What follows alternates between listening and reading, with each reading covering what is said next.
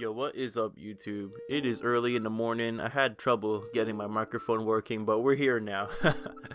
Today I'm talking about the internet scores of Pokemon Sword and Shield, my thoughts on them. The game so far, in my opinion, it's pretty fun. I'd say it's a 5 out of 10. You know, for every good thing I have to say, I have a bad thing to say. So 5, average, halfway there.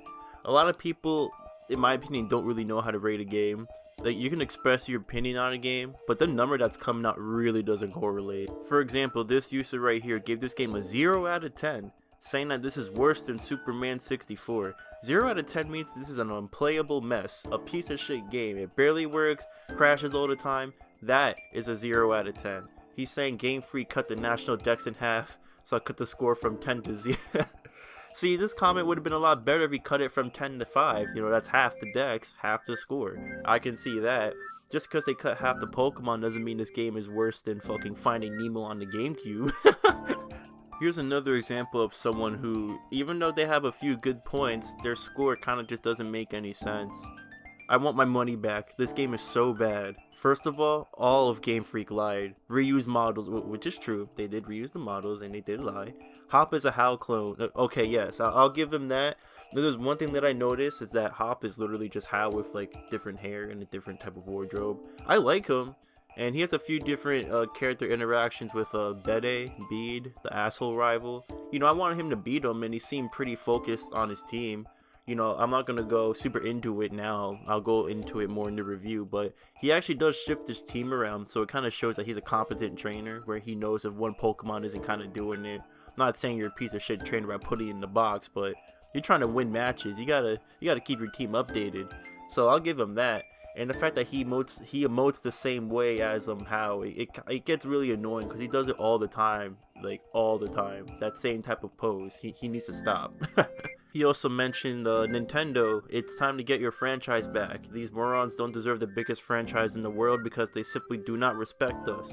I was going to recommend this game to children, but it's overpriced. So I see what he's saying. And just in case you don't know what Pokemon is like co-owned, there's like Creatures Inc., there's Nintendo, there's the Pokemon Company itself. There's some things that Game Freak can't help. I'm sure their higher-ups told them, yo, this game has to be done by the holiday season of 2019. Figure it out. So they probably cut the decks in order to make that happen.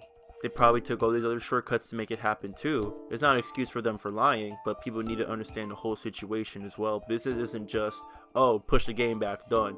Like, there's a time that they wanted this game to launch. They needed to time it with the anime, I'm sure. They want to tie it with merchandise sales because that's where the real money is. If you're not selling merchandise, Pokemon's still profitable, I would assume, as a video game. You know, obviously, it sells really well. But it's all about the plush toys, believe it or not. The posters, the little things, they add up. Little toys. That's where the money is, selling these cute little creatures to the kids.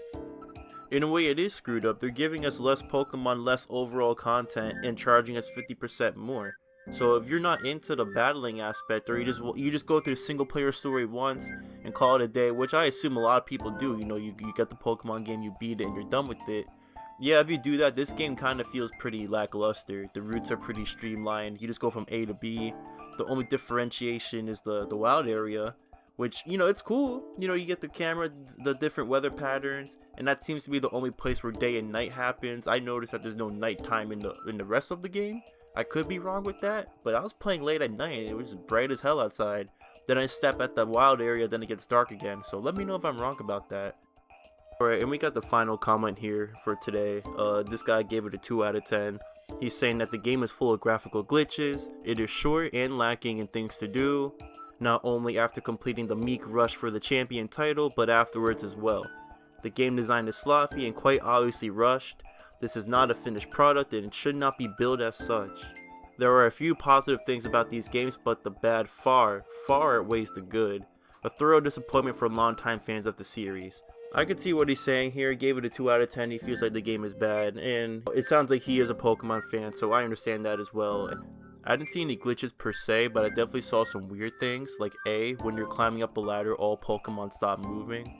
B, the reused models from the 3DS. And C, the fact that sometimes when you walk too close to an object, you can kind of see like the coding, I feel like, because I see like the little tiles inside the tree leaf, and I'm like, whoa, this game looks like it definitely wasn't finished. The only bad thing I would have to say is that The bombing really makes the game look really bad, like worse than it should be. This game had half-ass effort, so it should have a half-ass score in my opinion. 5 or 4 I think would be fair. Anything lower than that I think it can be a little excessive unless they back it up. Let me know how you feel about the game so far. I'll do a more in-depth review later down the line. This is just my general thoughts. I think it's just average so far.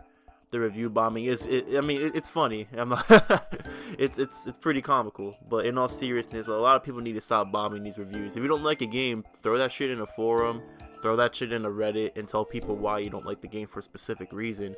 But because they did something crazy which you don't like, which I totally understand, that doesn't mean you gotta give it a 0 or 1 or a 2. Like, a 1 or a 2 means it's really bad, you can't beat the game, it's not even fun.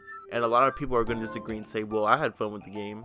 Like, I would be lying if I said I had no fun at all. I was disappointed a lot, but in between disappointments, there were some highs. But there were also some crippling lows, you know? So, altogether, run-of-the-mill average shit so far. Hopefully the champion fight would be something. And then, once we get to the post-game online stuff, that's when I'm really going to have fun. So to me, this game is worth the experience. But let me know down below how you feel about Sword and Shield so far. And I hope you guys enjoyed the gameplay. Thank you, and enjoy the rest of your weekend. Like and comment, subscribe for more.